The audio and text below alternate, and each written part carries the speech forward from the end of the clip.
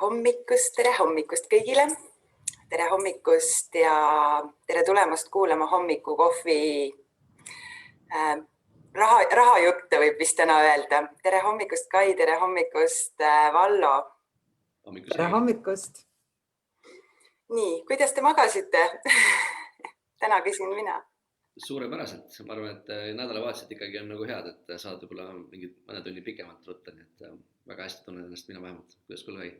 Mina magasin ka väga hästi, et pühapäeviti magan natuke kauem ja päris hea on ärgata ja teistmoodi ja teha täiesti oma siin üksi hommikuid, täitsa üksi oled, väga-väga mõnus. Ja sina, Heike, kuidas sina magasid? Suurepäraselt, nagu alati. Nagu alati, väga hästi. Meil on täna külas siis Vallo Arumäe, et osad meie järgijad juba teavad tegelikult Vallot, kes on siis kuskil meie laivides käinud alates aasta lõpust, sest et siis meil oli Heikega selline raha väljakutse, mille nimi oli, et kuidas olla rahamagnet, oli vist selline nimi ja siis meil tekkis selle käigus mõte, et tegelikult ju meie Heikega ei ole saavutanud seda rahalist vabadust, tooks kellegi eksperdi, kellegi, kes seda on juba teinud, ka sinna rääkima ja siis ma mõtlesin, muidugi Vallo, et Starfishi looja, et loomulikult toome tema. Ja siis juhtus nii, et me olime Valloga ka koos veebruari alguses Karmen Britsoni korraldatud seminaril, webinaril, väljakutsel ja mõtlesime, et kui nii nüüd läheb, siis me peame mingeid asju veel tegema koos. Ja täna me siis räägime ja tegelikult meil on juba suhteliselt varsti toimumas midagi veel koos, aga räägime sellest pärast poole. Jah, küsime võib-olla Vallo käest siis, et kuidas tema oma hommikukohvi ja alustame sellest hommiku sellest ja siis saab Vallo räägi, kuidas hommikukohvi jood ja tutvusta natuke ka ennast. Tead, hommikukohviga on selline lugu, et ma ei ole selline hommikukohvi jooja, kes iga hommiku peab seda tegema, et ma olen pigem selline, et kui seltskonnas on kohvi laual, siis ma võin pool tassikest võtta, aga ma vajadust otseselt kohvi järele ei ole, et ma pigem olen selline teejooja. Aga nüüd, kui küsida, küsimus oli see, et mis see taust siis oli või kuidas me siia jõudsime. Et võib-olla selline, kui päris kaugel nagu ajas tagasi minna, siis üks selline lugu oli selline, kus ma keskkooli lõpuklassis me kirjutasime endale kirjad kõik ja pidime kirjutama siis, et kus ma 10 aasta pärast olen. Ja siis 10 aastat hiljem me tegime need kirjad lahti ja siis ma avastasin, et täitsa lõpp, et asjad ongi enam-vähem nii läinud, nagu ma tahtsin. Ja see unistus, mille nimel ma justkui olin seal alateadlikult tegutsenud, olid nagu kõik täide läinud. Ja siis ma samas avastasin seda, et mul ei ole sellist suurt unistust, mille poole pürgida. Et ma küll käisin tööl, mul oli selles mõttes väga põnev töö, väga palju väljakutseid ja võimalusi, aga mul ei olnud sellist ühte suurt nagu sihti, mille poole nagu pürgida. Ja siis ma ühel hetkel istusin ühe sõbraga korraks mingisuguse sportimise käigus pingile maha ja hakkasin mõtlema täitsa lõpp, et selline igapäevaelu on selline tavaline rutiin, et tahaks nagu midagi nagu suuremat unistada ja mille poole elust pürgida. Ja siis oligi selline avastuskoht, et tegelikult selleks, et võib-olla kaugemale jõuda, on vaja nagu rohkem aega.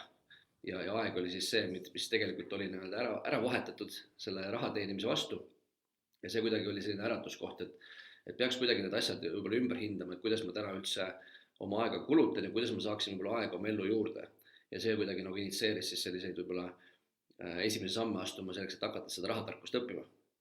Ja kes on varem kuulnud, siis Robert Kiyosaki Rikas ja vaenlase raamat oli see, mis mind esimesel initseeris ja ka see tegelik samm oli see, kui ma otsustasin esimest korda seda cashflow mängu minna mängima. Ja pärast selle mängu siis mängimist ma sain aru, et sellise mängulehega ma päris elus seda mängu ei võida. Et kui ma tahan ikkagi tõeliselt orevaratest välja saada, siis ma pean ikkagi asju hakkama täiesti teistmoodi tegema ja sealt läks see võib-olla tahe ja otsus siis nagu pühenduda sellele õppimisele hakkas nagu pihta. Nii huvitav on minu arvates kõik see lugu ja siin kuulata, et me räägime veel selle loo ka, kuidas või küsimuse käest, kuidas sa selle Kiyosakiga esimest korda kohtusid ja veel raha uskumuste kohta, aga meid on nüüd vaatamas üle 40 inimese. Mina vahepeal pööran pilgu siia alla lihtsalt selleks, et hoida kommentaaride silma peal. Ma ei leidnud meid alguses sealt grupis laivis üles, siis me nagu mõtlema, et oot, kus me üldse, kas me oleme õiges kohas laivis, aga kõik ilusti olemas. Kes arvab, et need rahajutud võiks ka sinu sõpru kõnetada, siis jaga seda sama laivi ka kohe oma seinale, et nad saaksid ka tulla kuulama. Ja Heike, meil oli veel üks küsimus. Kas me laseme Vallol küsida, mis inimesed Jaa. võiks olla siia kommenteerida? Jah, ma korra arvatasin, et mis on võib-olla selline oluline küsimus, mida siin pühapäeva hommikul mõelda. Ja ma arvan, et üks kõige tähtsamaid küsimus seoses rahaga on see, et mis on ikkagi sinu rahaline eesmärk ja miks. Sest raha ei ole kunagi lõppeesmärk. Raha on alati vahend millegi saavutamiseks ja küsimus ongi selles, et mis su see suur unistus on või mis see soovitud elustiil on, kuidas sa tahaksid elada ja kuidas raha aitab sellele kaasa. Ja ma arvan, sealt tulenevalt tekib ka see raha eesmärk ja see raha eesmärk on meil väga erinev, sest meie unistused ja soovid on elust erinevad. Ehk siis küsimus hommikul võib-olla on mõtlemiseks see, et mis su raha eesmärk üldse on ja miks. Mis see põhjus on, miks sa just sellist summat või... Ja miks sa just tahad olla miljonär? Miks sa tahad olla tuhandenär? Mis iganes. Ja kommenteeri siia alla meile, siia laivi alla. Kommenteeri. Et meil tegelikult, mul tekkis sellega kohe selline põnev lugu, tuli meelde, et kuidas ma töö juures istusin, naistega ikka seal kohvitasid ja siis näe, keegi jälle võitis seal miljoni või mõned sajad tuhanded ja mis ikka mina teeks, kui ma miljoni võidaks ja kõik siis jagasid seda ja enamus inimesi nagu kuskil pool rahast tõesti annetaks ära, et kes maksaks oma lastelaenud ära, kes maksaks oma korterilaenu ära, läheks käiks mingil unistuste reisil. Enamus inimesi ei mõelnudki sellest, et paneks siis uuesti raha tegema. Et on ju lugusid küll, kus siis keegi võidab miljoneid ja paari aasta pärast on ta tegelikult veel suuremas pankrotis ja augus, kui ta oli ennem seda miljoni võitmist. Ja mul ikkagi aeg-ajalt tuleb see lugu meelde, eriti kui ma jälle Valloga pean hakkama rääkima midagi, siis mul tuleb nagu meelde ja järjest rohkem ketrab mu peas mõte, et raha on ju vahend. Raha on vahend. Ja ka minu nende õpetuste kohaselt, mis me Heikega teilt edastame, neid Boobi õpetusi, Boob ütleb ka, et sa pead ära otsustama, mida sa tahad, et raha on vahend ja tegelikult siit ma tahaks hoopis küsida Vallo seda, et mis raha uskumused midagi kõige suuremat sina oled siis endaks ära muutnud võrreldes selle ajaga, mis sa nüüd ennast siin tutvustasid ja mis sul praegu on, sest mis meie ju räägime on sellest, et paljud inimesed arvavad, et raha ongi halb, sest et näiteks väiksena lapsena ema-isa ütlesid, ei, sa ei saa sinna kohvikusse minna või sa ei saa laagrisse minna või me ei saa seda mänguasja osta, sest raha ei ole, siis lapsele jääb uskumus, et raha on ikka üks halb asi, sellepärast meil jäävad nagu asjad tegemata. Ja see on üks suur asi, aga mina olen ka juba neid ära muutnud ja ma saan aru juba, kui tore ja armas raha on, aga ei ole mul on ju seda rahalist vabadust. Räägi oma uskumustest natukene. Jah, korra nagu tagasi mõtlen, siis eks see uskumus oli kindlasti mitmeid, aga võib-olla üks selline, mis mind ennast nagu mõjutas, et sageli öeldakse, et alustama peaks sellest, et raha koguda.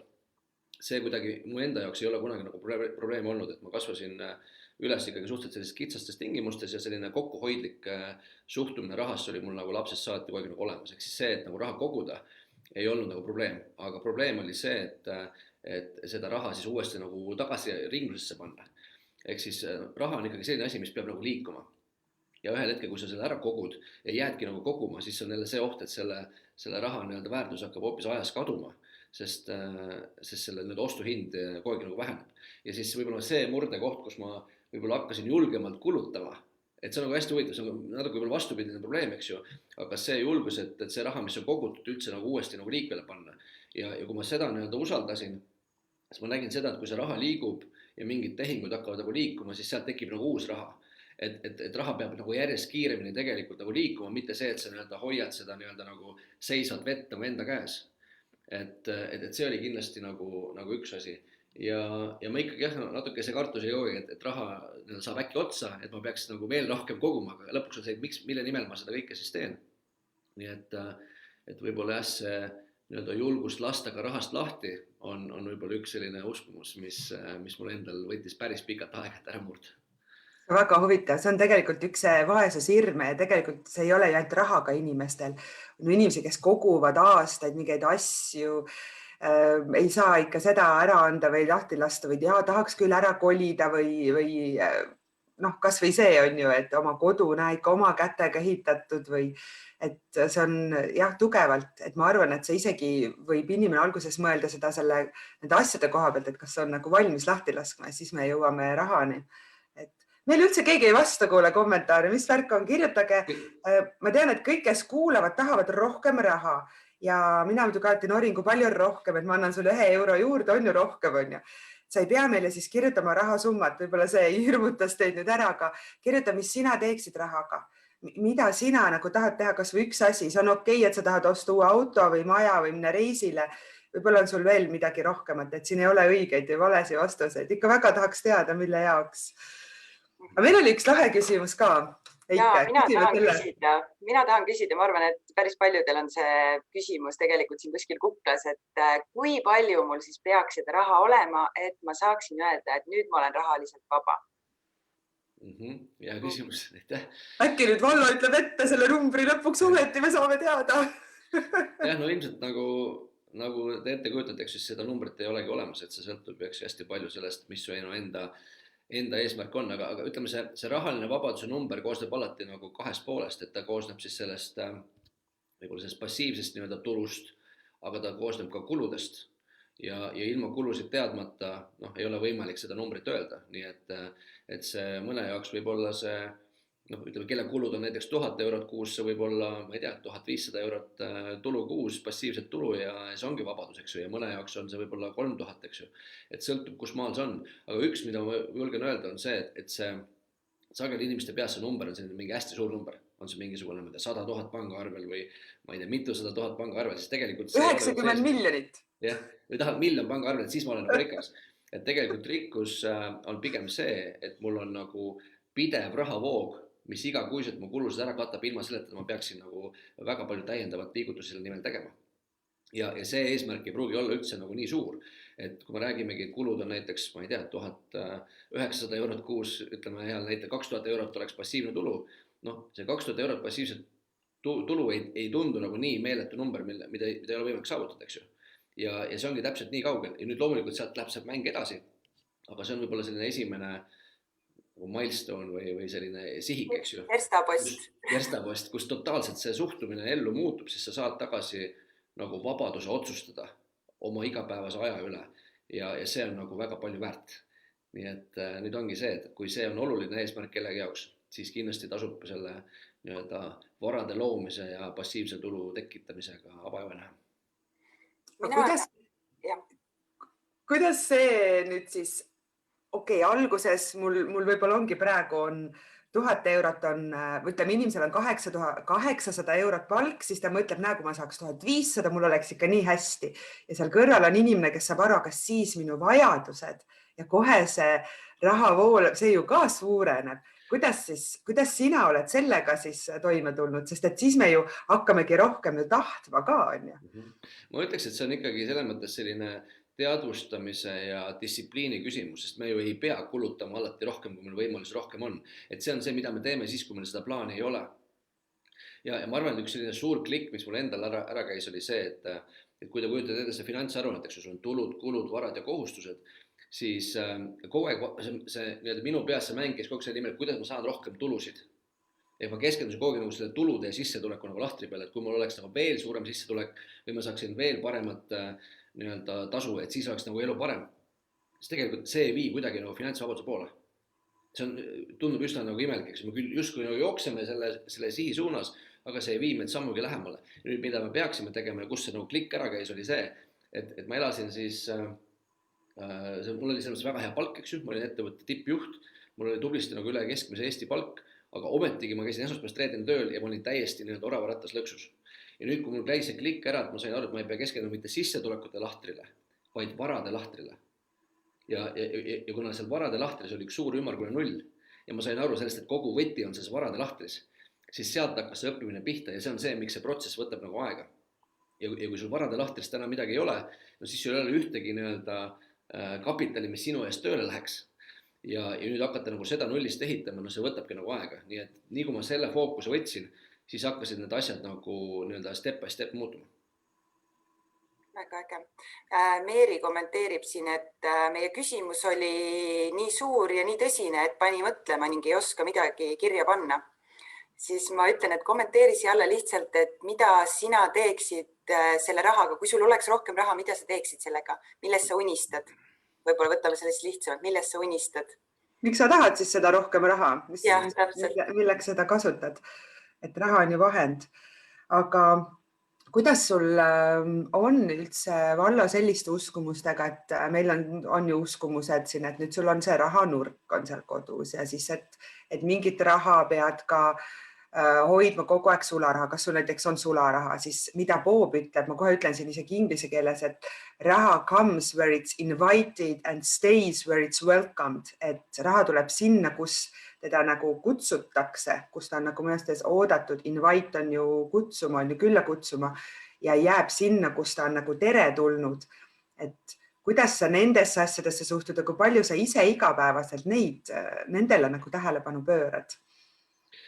Jah, ma arvan, et see eeltöö oli vaja kindlasti ära teha, et rahasse nagu hästi positiivselt suhtuda, et raha on ikkagi ju vahend ja see võimaldab nagu rohkem, eks ju, ja samamoodi ka näiteks kui äris nagu tegeleda, siis vahest on küsimus, okei, kas ma peaksin mingi tegevusest nagu raha küsima, et kui ma tunnen ennast seal nagu halvasti, siis ma tegelikult ju ei saa oma äri kasvatada ja tänu sellele ma ei saa neid inimesi teenindada, keda ma võiksin teenindada. Ja tegelikult see raha lihtsalt aitab mul nagu veel suuremat hulka inimesi aidata. Ja kui see lähtekoht on see, et see annabki nagu võimalusi rohkem nagu ühiskonda nagu panustada või kuidagi siis rikastada, et siis see tegelikult ta muutub lihtsalt nagu selliseks oluliseks nagu mõtteviisiks ja vahe-eesmärgiks. Aga mis puutub seda raha hoidmist, jah, ma selles mõttes, et selline sularaha hoidmine kodus, ma seda nagu väga ei tee, mul on täpselt selline paras kogus, mida võib vaja minna, et kui mingisugune, ma ei tea, töömees tuleb, et mul on see raha talle seda ära anda. Aga pigem ma ikkagi otsin viise, kuidas see raha või ütleme valuuta siis vahetada siis ikkagi pigem võimalikult kiiresti sellise reaalse vara vastu, mingi käega katsutava vara vastu. Et kindlasti mingisugune puhver peab olema, et ma olen hoidnud ise ka sellist nagu umbes kuni aastast nagu puhvrit ja ma enam-vähem tean, mis mu kulude tase on. Umbes selline aasta jagu on pandud safe'i kõrvale, eraldi konto, mille nimi on piltlikult safe, eks ju. Ja siis ülejäänud see, mis on vaba, see on see, mis peab siis nagu ringlema. Ja siis ma otsin pidevalt võimalusi, kuidas seda nagu paigutada niimoodi, et see kasvaks ja hoiaks väärtust. Et tänases keskkonnas on nagu ülioluline ka selle väärtuse hoidmise teema, kuna trükitakse nii meeletus koguses juurde, eks ju, seda valuutat, et kui me seda lihtsalt hoiame. Et see on nagu selles mõttes huvitav nagu paradoks, et ühtepidi me ütleme, et kogu ei säästa raha, aga teistpidi me ütleme ka seda, et ära liiga palju kogu, liiga palju säästa, kui sa seda kõike kogu aeg teed ja hoiadki sukase ääres 10 aastat, siis selle väärtus lihtsalt kaob. Et kuskil on selline nagu see breakpoint, kus sa pead siis hakkama ikkagi kogud selle aastavaru kogud ära, aga siis ülejäänud raha kõik peaks minema investeeringutesse. Ja kui see tasakaal hoidmine nagu igas asjas eluseks, et me ikkagi alguses siin arutasime ka, et kui olulised on suhted, kuidas me näeme, et kõik saab nagu alguse suhetest, et inimene täpselt tunneb ennast nii hästi, kuidas tal on suhe endaga, suhe oma kaaslasega, lastega, töökaaslastega ja tegelikult see, mis me täna räägime, on ju suhe rahaga, et täpselt samamoodi ja et leia siis see tasakaal, et liiga palju kogud ei ole hea ja samas kui üldse sul mingit raha pole, kuidagi kogutud pole ka hea, et tegelikult sellepärast ma arvan, ongi oluline aru saada, mis see inimene üldse tahab ja mitte teha teiste järgi, vaid ikka, kuidas sina ise on ju tunned. Jah, ma vaatasin, see oli vahepeal küsimus, et kuidas ma seda rahasuhtumise muutmist nagu tegin, et eks see muutus oligi ikkagi nagu selline protsess, see võttis võib-olla mõningad aastad aega, aga see algas ikkagi sellest, ma pühendusingi selle lõppimisele. Ma käisin siis, ütleme siis 2008 kuni 2013, ehk siis umbes 5 aasta jooksul, ma käisin 2 korda aastas, käisin USA-s siis Robert Kiyosaki koolitustel, selle käigus see mõtteviis paratamatult muutub ja samal ajal lugedes ka mingid raamatud, eks ju, et ma arvan, selline Think and Grow Rich oli üks suuri raamatud, mis pani hoopis teistmoodi rahasse suhtuma ja seda siis, kui sa küsid, kuidas seda raha oma ellu kutsuda, et see andis hästi palju nagu mõtteid juurde see suhtumise osas just. See on see mõtlemist muutas rikkaks, siis on ju, et inglise keeles ütlen eesti keeles ka. Kuule, aga räägi korra see lugu, kuidas sa siis sinna Kiyosaki esimesele koolitusele läksid, mis tegelikult maksis ka 5-kohalise summa, sest ka mina olen seda teinud, läinud samamoodi Bob Proctori koolitusele 2 aastat, saab mul tegelikult kohe nüüd sellest täis. Ja vahel ka inimesed küsivad, kui kaua sa seal siis nüüd käid ja miks sa pead iga aasta käima ja just sa ütlesid ka lausa, et sa käisid 2 korda aastas ja minul jäi siit kõlama see järjepidevus on oluline. Ja seda lugu, miks ma sul küsin, on see, et otsus tuleb ära teha ja nüüd me saame kuulda hästi vägeva näite, kuidas kui sina tegid otsus ära, said minna asjad liikuma.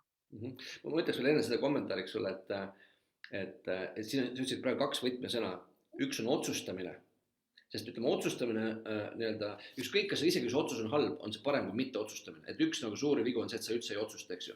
Ja teine asi on järjepidevus, et ma ütleme, seda ma usun, saab kindlasti nagu õppida, seda saab muuta, aga mu võib-olla eelis on see, et ma kuidagi, see on tulnud mulle hästi loomulikult, et ma olen elus teinud pigem vähem asju, aga ma olen teinud ühte asja nagu järjepidevalt, kui ma mingi asja ära otsustan, siis ma võin seda teha aastaid järjest senikaua, kuni tulemus tuleb.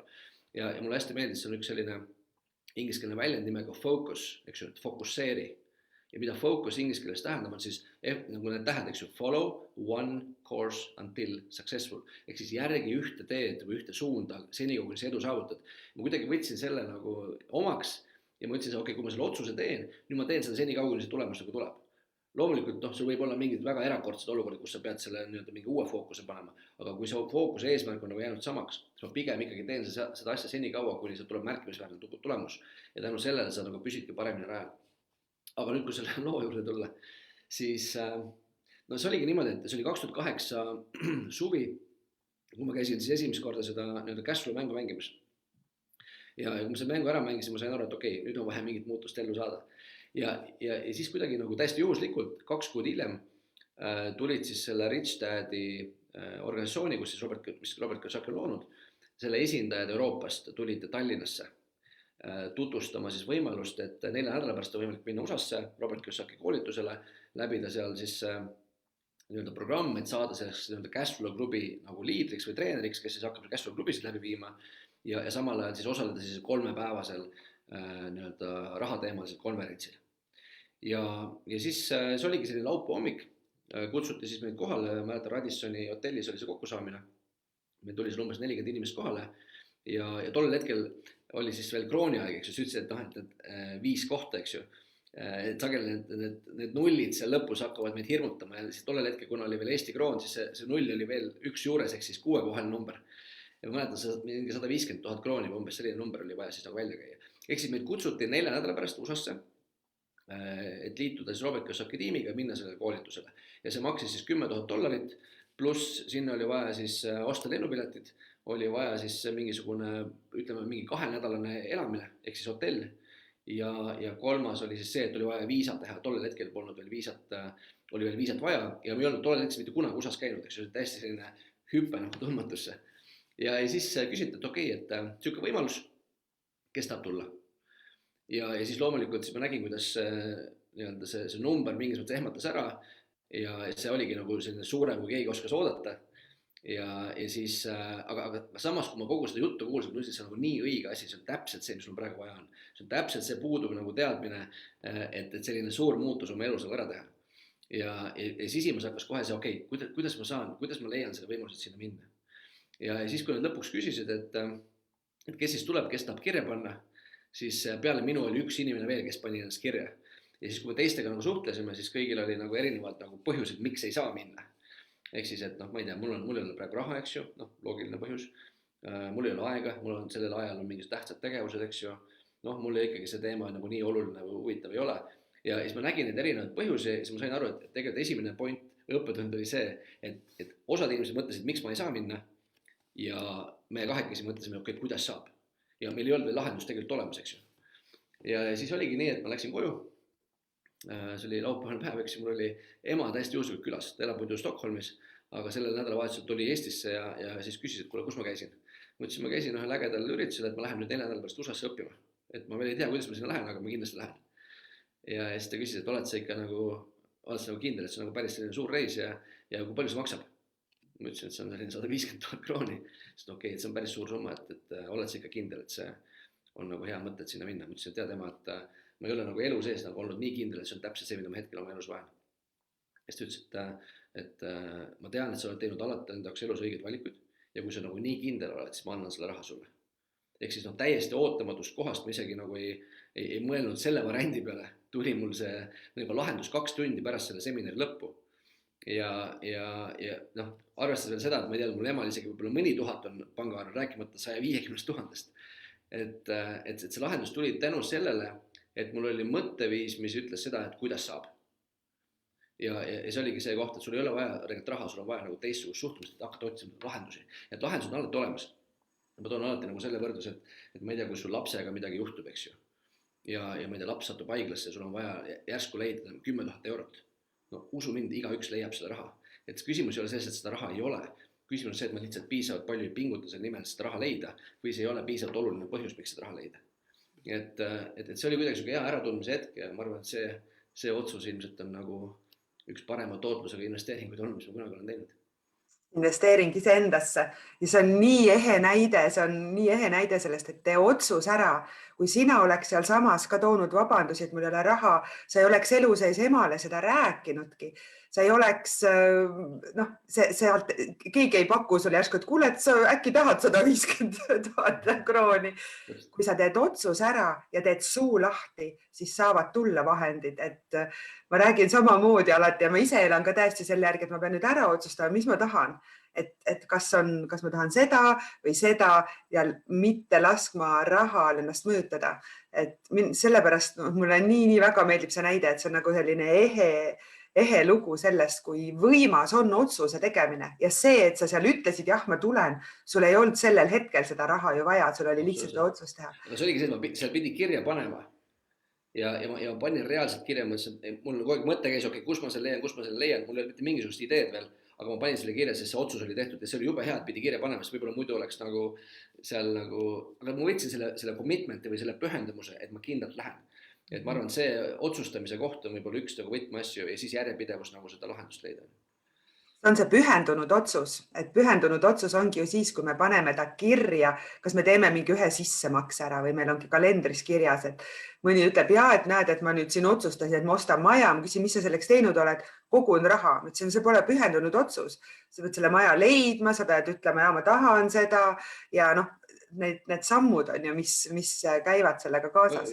Ütleks veel siia ühe mõtte, et sageli inimesed, kes ei ole tegutsema hakanud või otsust teinud, nad ütleb seda, et ma ootan mingit motivatsiooni. Reaalsus on see, et mitte motivatsioon ei pane sind liigutama, vaid tegutsemine tekitab ise motivatsiooni. Ehk mul on vaja lihtsalt hakata liikuma ja kui ma juba liigun ja ma näen, kuidas see asi rullub mees lahti, siis motivatsioon ainult kasvab.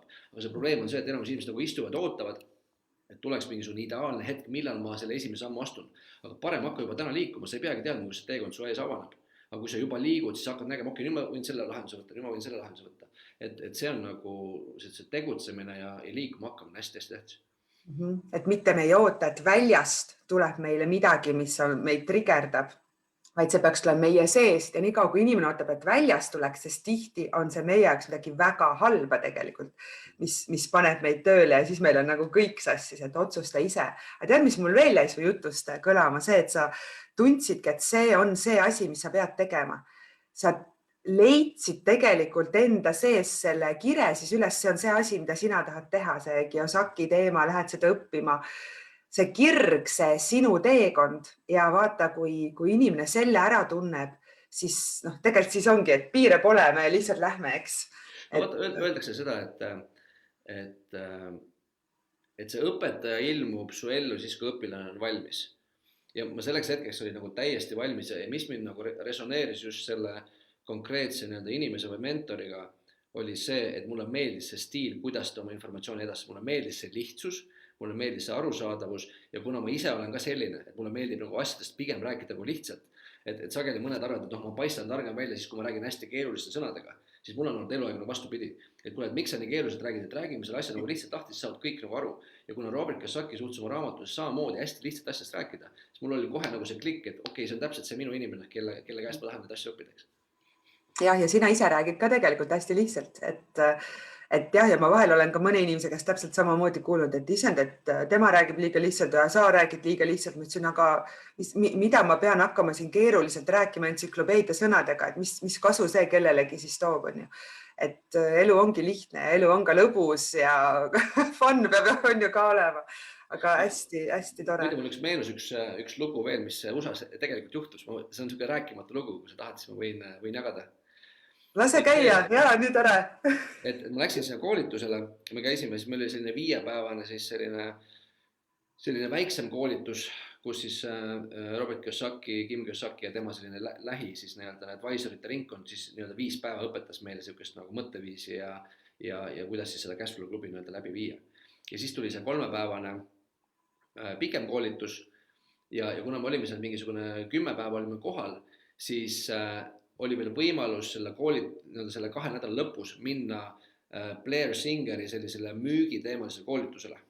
Et noh, seal oli, nii nagu Tony Robbins teeb seda sütelkõndi, eks ju, siis seal ma teadsin, et Blair Singer teeb sellist noole asja, et sul on selline pikk nool, siin otsas on selline metall ja siis sa pead panema selle noole, pead panema endale siia kõri peale ja sa pead nagu mitte lükkama, vaid astuma selle noole katki. Noh, mis on täiesti sellise nagu oma loomu vastu nagu minek ja selleks oli siis selline 3-päevane koolitus. Ja siis, kuna see toimus nagu nädalavahetusel, laupäeval, pühapäeval, siis reede õhtul oli meil nagu selle eelneva grupiga oli selline nagu lõpuüritus või selline koosistumine. Ja siis me olime seal, see oli Phoenixis, Arizonas, eks ju, olime siis seal sellisel nagu majaüritusel ja siis me läksime õue korvpalli mängima. Ja see oli, ma ei tea, see oli mingi oktoobrikuu, väljas oli mingi 25 kraadi sooja, eks ju, mängisime korvpalli õhtul. Ja siis järsku ühel hetkel ma astusin mingi siukse liigutuse, et ma tundsin, nagu ma oleks nagu jalaga vastu mingisugust seina jooksnud. Ja ma lihtsalt ei suutnud oma jalga alla võtta. Ja mis siis juhtus, oli see, et hiljem siis selgus see, et mu Achillese kõõlus läks katki. Mis oli täiesti nagu selline hetk, et ma olen USA-s, reede õhtu, ma pean minema hommikul 2-päevasele koolitusele ja ma põhimõtteliselt jala peal astuda ei saa. Ja siis oligi see, et kuna see maja perenaine oli siis, oli mingisugune selline meditsiini nagu taustaga, eks ju, siis ta teadis kohe, et okei, siin on vaja mingi kargut saada, siin on vaja jalga nagu kinni panna ja küsis, et okei, mis ma nüüd teen? Ma ütlesin, et kui ma vähegi saan, siis ma kindlalt lähen sinna koolitusele. Siis ma läksin nende karkudega sinna kohale, käisin need 2 päeva koolitust ära, siis ma tegin selle noole asja ära, vaata. Ma läksin nagu lavale, hüppasin karkudega peale ja tegin selle noole asja ära ja see kuidagi nagu andis niisuguse tunde, et okei, kõik on võimalik, ma olen nagu kõigeks suuteline. Ja siis, kui ma järgmine päev lennuki peal läksin, siis oligi see teema, et ma pidin ratastoolist tulema siis läbi mingi 3 lennujaama tagasi ja kui ma jõudsin teisipäeva hommikul Eestisse, siis ma läksin nagu otse sinna Mustamäe haiglasse ja arstid ütlesid, et okei, sul on Achillese kõõlus katki, tule täna õhtul kell 7 operatsioonile. Ja kui ma käisin operatsiooni ära, siis põhimõtteliselt järgmised 2 kuud ma olin kodus esimest korda kogu mu tööelu jooksul. Ehk siis kujuta ette, sa käid nagu kõige elu muutuval koolitusel ära ja siis sulle öeldakse nagu ülevalt poolt, et kuule mees, võta aeg maha. Ja ma olin 2 kuud kodus, kui ütleme siis enne seda umbes 15 aastat ma olin käinud niimoodi puhkusel, et ma võtsin võib-olla nädal, võib-olla 2 puhkust, siis mulle meeldis see töö ja mulle kogu aeg meeldis olla selles tegevuses. Ja see 2 kuud kodus, kui ma nüüd võtsin kõik need materjalid, mis ma sealt USA-st sain, ma hakkasin neid lugema, ma hakkasin nagu mõtlema, ma hakkasin nende asju oma ellu panema ja siis ma sain aru, et täitsa lõpp, kui palju ma raiskan oma aega, kui ma käin esmaspäevast reedeni tööl. Et täpselt see õige sündmus tuli täpselt õigel hetkel ja siis ma sain aru, et okei, et võib-olla ma peaksin seda aega vähendama, mis ma sinna iga päeva palgatööle panen ja nüüd mis juhtus oli ka see, et selle 2 kuu jooksul mitte midagi tööle ei muutunud, kõik asjad toimisid. Ma olin tegevjuht, aga see meeskond oli paigas, kõik asjad jooksid edasi, mõtlesin, miks ma seal üldse käin, kui see asi nagu jookseb nii ilusti niikuinii. Ja just see 2 kuud kodus oli see koht, kus ma sain aru, et okei, ma pean selle sammu nagu astuma, ma pean mingi suurema sammu astuma ja ma pean selle palgatöö nagu kõrvale jätma ja ma pean minema oma teed. Aga see tuli nagu nii õigel hetkel, kui see üldse nagu tulla, nii et selline täiendav lugu, mis võib-olla lükkas mind sellele otsusele palgatööst loobuda. Kohe ei oska midagi öelda ja täpselt hästi tuttav koht minu jaoks tegelikult praegu, et seal tulebki see hetk tegelikult siis aeg korraks on ju maha võtta.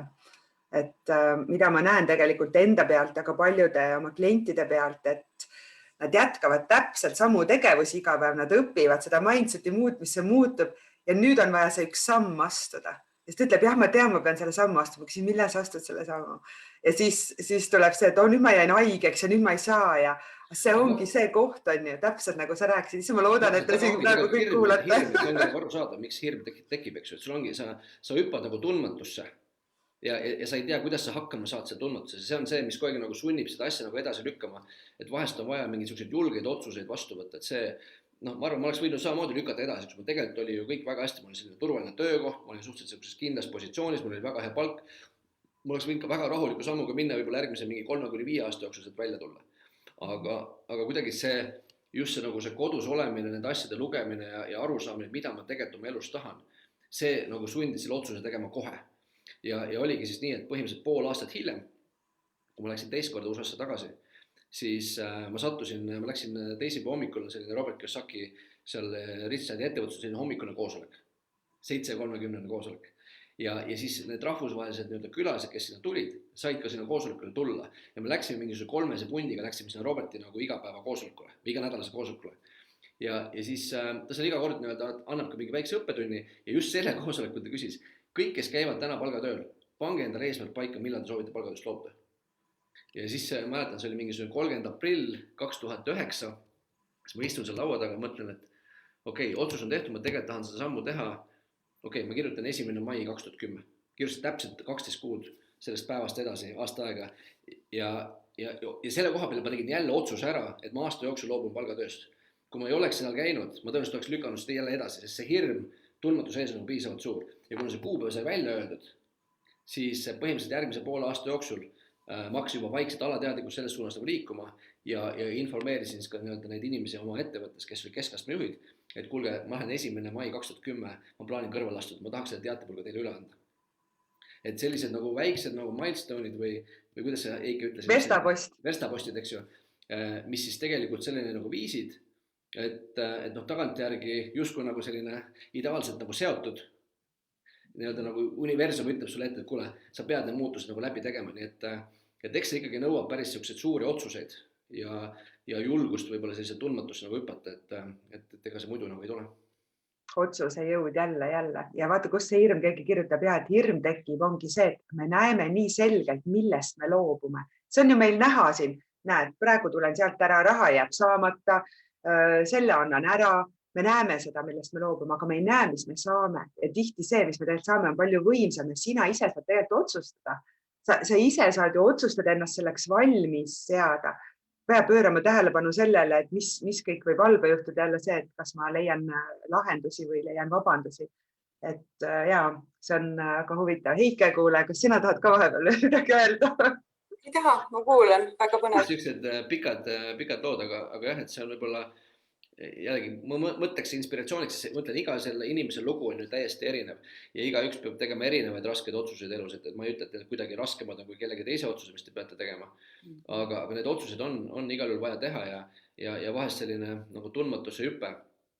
Vaata, see oligi nagu see, et selleks hetkeks, kui ma selle otsuse tegin, et ma tulen nüüd töölt ära, mis oli väga-väga suur samm, sest ma sõltusin igatpidi, ma olin finantsiliselt igatpidi seotud nagu selle töökohaga, eks ju. Oli see, et ma olin nagu selle nagu teadmiste kasvatamisega tegelenud järjepidevalt juba mitu aastat. Ehk siis ma üsna täpselt ikkagi teadsin, milline see finantsaruanne minu isiklikus plaanis võiks välja näha. Mis seal peaks olema teistmoodi, kui seal täna on. Ja kuna ma sellest sain aru ja ma enam-vähem mõtteviisi mõttes sain aru, mis ma pean selleks tegema, siis mul oli vaja lihtsalt aega. Ja nüüd sellel hetkel ma sain aru, et okei, ise kui ma praegu hüppan, siis selle aja jooksul ma tegelikult lahendan selle enda jaoks nagu ära. Aga sellele eelnes nagu see ettevalmistus, mis oligi sellest mõtteviisist ja kogu sellest raha tarkusest nagu arusaamine.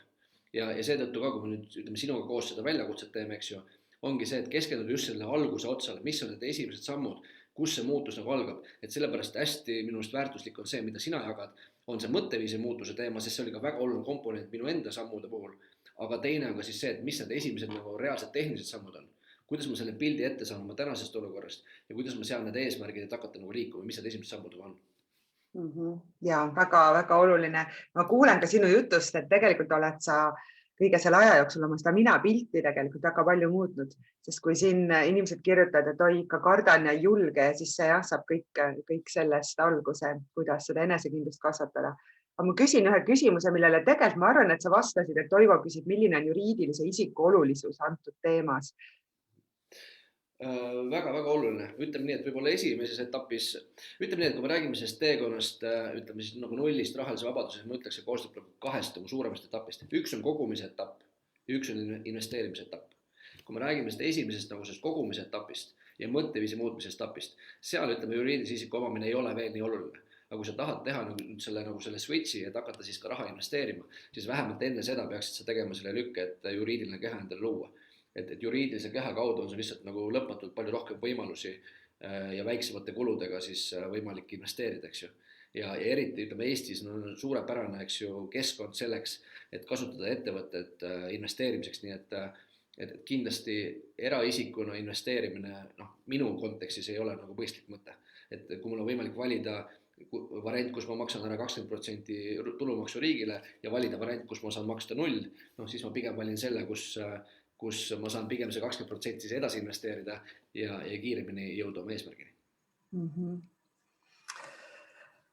Nii kommenteeritakse ka seda haigeks jäämise näidet ja see on tegelikult hästi tore, et sa selle sisse Vallo tõid, see on tegelikult väga inimlik ja tegelikult väga paljudel see nagu toimub, ma näen seda, ma näen ju enda pealt samamoodi ja see tegelikult võib-olla on hoopis sulle teine signaal, mitte see, et ahah, et ei, ma nüüd pean kõik lõpetama, et võib-olla on hoopis seal midagi muud, et see on hoopis millega algus. Võtta see haigeks jäämine on selline, nagu sa ütlesid, inimlik teema, mis võib juhtuda me igaühe kõigiga.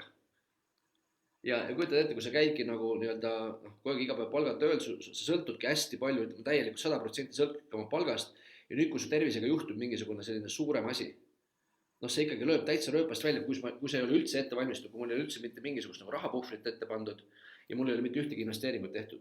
Nüüd, kui me jõuame sellest kuidagi õnnelikult läbi ja saame enne targaks, et hakata siis seda ettevalmistust tegema ja hakata neid varasid vaikselt looma, siis me maandame oma riskid oluliselt oma elus, sest me kunagi ei tea, mis võib juhtuda ja seesama praegune koroonakriis on super näide sellest, et see tuli nagu nii ootamatult, nii suurelt, mida mitte keegi ei osanud ette näha. Ja nüüd need, kes olid ette valmistunud, on need, kes võib-olla jälle selle kriisi kaudu isegi võidavad rohkem ja need, kes ei olnud ette valmistunud, on see, kes astuvad pigem nagu sammu tagasi ja panevad ennast päris raskesse finantsolukorda, sest nad ei ole selle teemaga tegelenud. Ja tegelikult ei ole ka kunagi hilja alustada, et kes nüüd üldse ei ole tegelenud, siis palun ära pahanda enda peale, ära pahanda enda peale, sest et kus see tuleb, ongi tegelikult ka ju meie uskumused ja kui meil ei ole õpetatud midagi, siis me ei saa seda teada, et sa ei pea ennast sellepärast halvasti tundma. Aga ma arvan, et siia lõpetuseks sobibki hästi see, et me kutsume teid osalema minu ja Vallo raha väljakutses, mis me teeme minu väärtuse võimendamise grupis 22. märtsist kuni 26. ja see on selline lunch and learn stiilis, ehk kui sul on see lõunapaus, enamus muidugi on kodukontorites, et sa võtadki kell 12 selle hetke, võtad selle lõuna enda kõrvale ja tuled kuulad, mis me sulle räägime. Ja see on hästi praktiline, et me teeme seal praktilisi harjutusi, seal on vajalik registreerimine, et sa saaksid ka töölehed, sa saaksid ka selle tabeli, mida siis täita ja teeme seal grupis laivide näol ja küsimused-vastused tulevad ka seal reedel. 2 kellaaega on natuke teised neljapäev reede, et vaata hoolega registreerides seda seal. Aga need meilid siis tulevad ja meeldetuletused kõik, et minul on hästi hea meel, Vallo, et me saame seda koos teha, sest ma tean, et juba väga paljud mul sealt grupi inimesed või kes on mõnel teisel kursusel või meistriklassis mul osalenud, ütlevad jälle, ja ma võtsin selle Starfishi selle programmi sealt või selle, sest et ma tean, kui suur abi sellest inimestel on ja et see on hästi vägev, et sa seda teed. Ja see väljakutse, mis ma praegu ütlesin, on täitsa tasuta sulle, et sa saaksid üldse näha, kuidas siis need Vallo materjalid sulle töötavad ja muudame alguses ära ka mõne sellise baasuskumuse, et seda osa teen mina seal. Kindlasti tule osale. Ma ütleks veel juurde, et tegelikult kui ma esimest korda Kaiga siin mina suhteliselt veebruarikuus äkki esimest korda või jaanuarikuus vist. Esimest korda Kaiga rääkis, mul oli kohe see klikk, et täitsa lõpp, see on nagu ideaalne kombinatsioon, eks ju. Kai räägib nagu hästi palju sellest, kuidas nagu ettevalmistada, mis on see mõtteviis ja sa lähed nagu selle teemaga väga sügavuti ja mul on pigem see, et ma räägin, kui sul see mõtteviis on olemas, mida sa siis tegema pead. Et see kombo on nagu ideaalne, et kui sa tahad sellist nagu alguse otsa nagu lahendust saada, siis ma arvan, et see, mis me koos teeme ja suudame inimestele nagu pakkuda, ma arvan, see on päris väärtuslik. Aitäh sulle selle eest, et saame koos midagi vägevat luua, väärtust luua. Ja Heike. Ja aitäh teile, et te seda teete. Mina ei ole veel kirjas ja lähen kohe, panen ennast kirja. Ma ei ole veel jõudnud registreerida, aga nüüd teen seda kohe. Meil on vist mingi 200 inimest meil juba kirjas, ma arvan. No, lisaks veel, kes mul ju väärtusvõimendamise grupis juba on, et registreerige ka, et saada tööleht. Kas selle lingi saaks äkki siia selle postituse alla ka panna? Ma arvan, et Liina juba kohe on seda postitamas, tema tavaliselt aitab selliste asjadega ja pärast me postitame siia ka. Aga küsime ka Starfishi kohta ka või? No, jah. Mis su küsimus täpsemalt on? Miks sa sellise asja tegid või kui kaua ja räägi natuke selle kuidagi algusega. Äkki sul on seal ka mingi põnev lugu? Ma räägin võib-olla põnev loo, mida jälle paljud ei tea. Kus see Starfish üldse tuli? Tuli niimoodi, et kui ma olin siis Robert Kiyosaki tiimis, siis ma olin niisuguses nagu siseringis. Meil oli selline, ma arvan, selline üks 50 inimest, kes siis käisid regulaarselt koos, kus oli siis Rich Daddy enda organisatsiooni liikmed ja umbes 10 rahvusvahelist inimest. Ja mis me siis tegime, seal oli selline nagu bookstudy grupid, kus me siis nagu iga kord, kui me sinna USA-sse läksime uuesti, meile anti mingi raamat, mida läbi lugeda. Ja üks raamat, mis me pidime lugema, oli niisuguse nimega nagu The Starfish and the Spider. Ja see raamat siis nagu räägib, et on olemas 2 tüüpi nagu organisatsioone. Ehk siis ühed on nagu sellised ämblikud, eks ju, et sul on siis see ämbliku pea ja need jalad ja kui sa selle pea nagu maha võtad, siis see ämblik sureb ära. Ja see on selline tsentraliseeritud organisatsioon, mis sõltub hästi palju nagu ühest juhist ja liidrist. Ja siis on sul selline Starfish tüüpi organisatsioonid, kus on see, et kui sa selle meritähel võtad selle ühe jala maha, siis selle meritähega ei juhtu mitte midagi. Ja see jalg, mis üle jääb, see kasvatab uue meritähendile külge. Ja see sümboliseeris nagu detsentraliseeritud organisatsioone, kus sind ei juhi nagu mingi üks juht või liider, vaid sind juhib teatud mõtteviis. Ja see mõtteviis nagu koondab need inimesed nagu kokku ilma selleta, et sa peaksid seda väga juhtima. Ja mulle see Starfishi idee nagu hullult meeldis. Ja siis oli niimoodi, et 2010 oli siis selline võimalus, et me panime, ütleme, aasta aega varem me panime ühe Eesti inimese, kellega me koos õppisime, panime sellise suure unistuse paika, mõtlesime, et jube lahe oleks see, kui viiks Robert Kiyosaki Venemaal, ta polnud mitte kunagi seal käinud ja see oli mingi 4,5 miljonit inimest, kes on lugenud Rikas ja vaenlase raamatut. Ja panime sellise sihi paika, mõtlesime, et kujutame selle pildi ette, et 3 aasta pärast Robert Kiyosaki on Venemaal, me oleme Moskvas ja kogu see saal on nagu inimese täis ja Robert on nagu laval. Ja 2011 oli siis see koht, kus me siis olime ühel sellisel kohtumisel ja siis Robert ütles, et kuidas teil läheb? Ma ütlesin, et meil on väga hästi, me käisime just Peterburis, käisime seda rahatarkust õpetamas cashflow-mänguga ja väga paljud inimesed tundsid huvi. Ja siis Robert küsis, et kuidas ma saan sind aidata? Ma ütlesin, et ma ei tea, teeme mingi ürituse Venemaa koos. Ja mingi nädal aega hiljem siis ta kirjutas, et kuule, pane kirja 1. juuni 2012, me tuleme Moskvasse ja Peterburgi.